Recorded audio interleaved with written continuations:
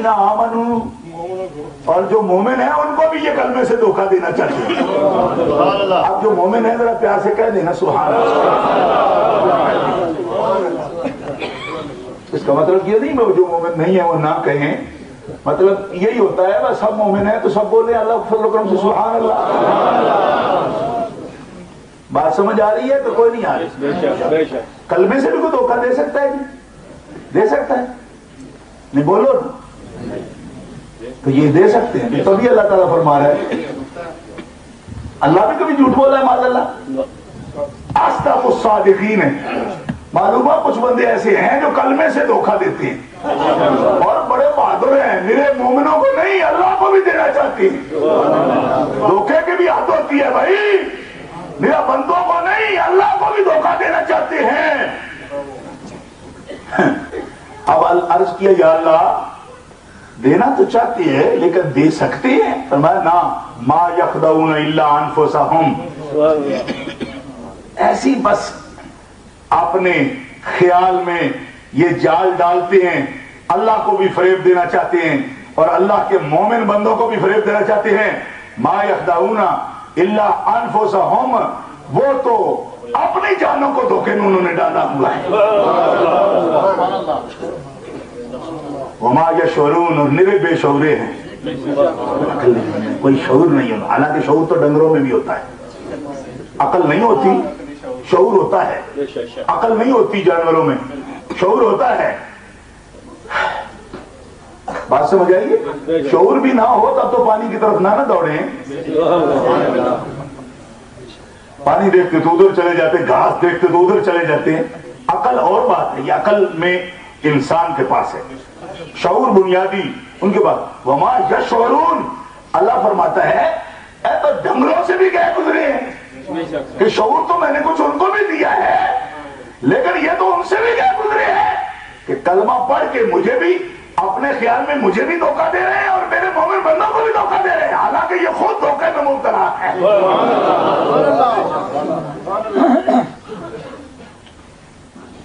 اب آگے چلیے. یا اللہ ایسا کیوں کرتے؟ مجھے ایک دوست نے سوال کیا، یہاں ایک نوجوان نے، اور اس کے سوال نے مجھے پریشان کیا. مجھے کہا شاہ جی جو بات آپ کہتے ہیں یہ اتنی بات واضح ہے جی کہ کسی عقل مند آدمی کے بارے میں ذہن نہیں جاتا کہ وہ ایسی بات کہے گا. تو آخر یہ بڑے بڑے لوگ ہیں، علم والے ہیں، انہوں نے یہ بات کیسے کہہ دی؟ میں نے کہا یہ سوال ضرور ہے، یہ سوال تیرا بنتا ہے جی، لیکن یہ اللہ سے پوچھتے ہیں یا اللہ کس وجہ سے ایسی بات کرتے؟ اب کوئی اللہ کو دھوکہ دینے کی کوشش کرتا ہے جیسے اللہ تعالیٰ فرما رہا ہے، تو اس بے شعور کو یہ تو سمجھ ہونی چاہیے اللہ تو علیم و خبیر ہے، دلوں کے حال جانتا ہے. تو جو دلوں کے حال جانتا ہے اس کو دھوکہ دینے کی کوشش کرے بھی تو کیسے کامیاب ہوگا؟ جب اس بات کا شعور ہو کسی کو تو دے گا کیوں؟ اللہ نے مجھے اتنی کھلی جرأت آخر کرتے کیوں ہیں؟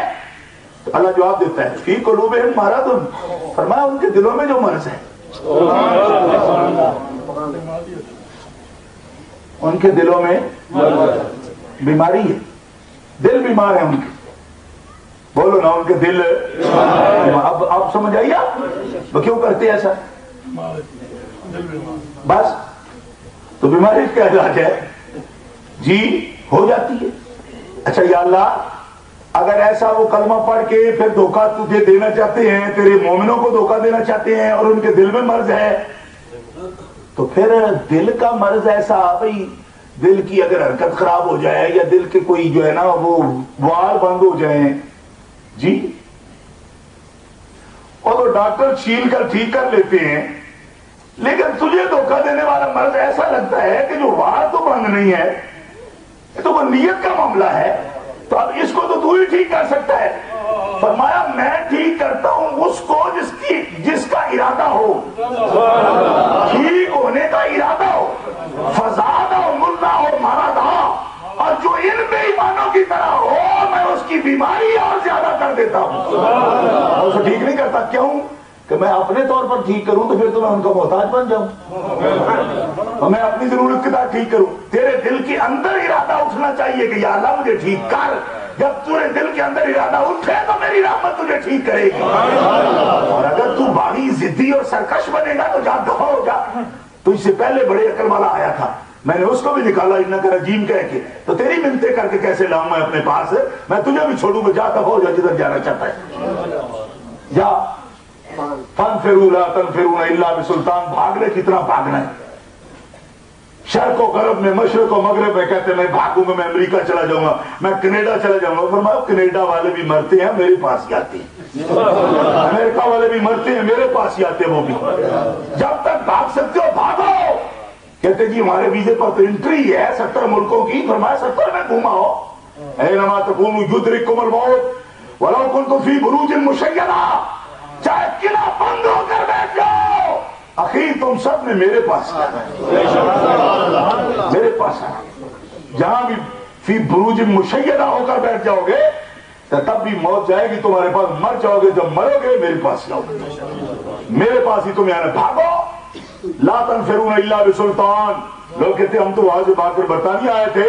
فرمایا ملکہ کی ماں کیوں مر گئی؟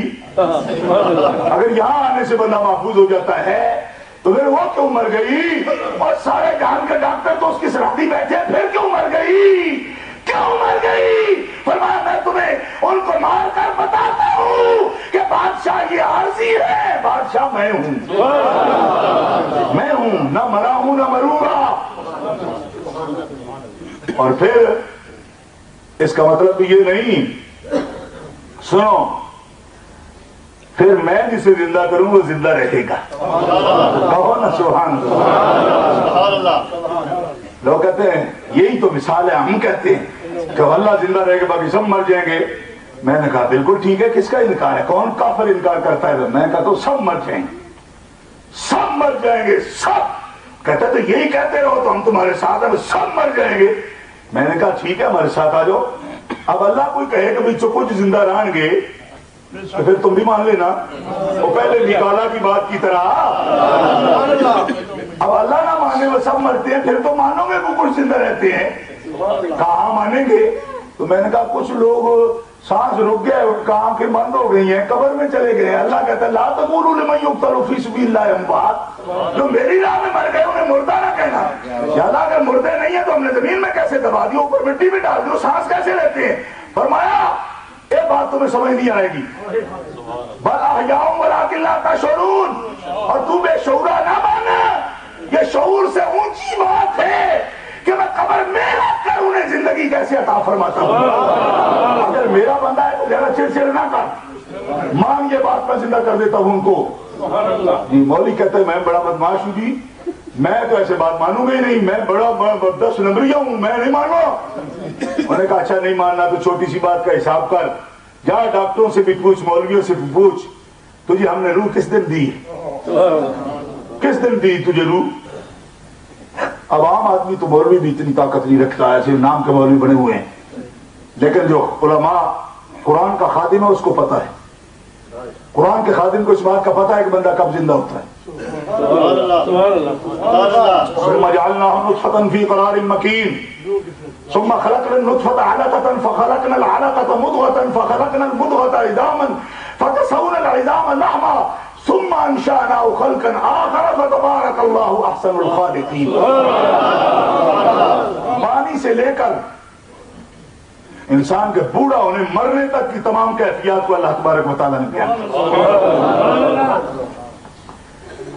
جب ایک انسان ماں کے پیٹ میں 4 مہینے کا ہو جاتا ہے نا, خون کا لوتھڑا مضغہ, ایک بچہ ماں کے پیٹ میں جب 4 مہینے کا ہو جاتا ہے, پورے 4 مہینے کا, اللہ تبارک و تعالیٰ اس میں روح ڈال دیتا ہے. یہ قرآن پاک بیان کرتا ہے.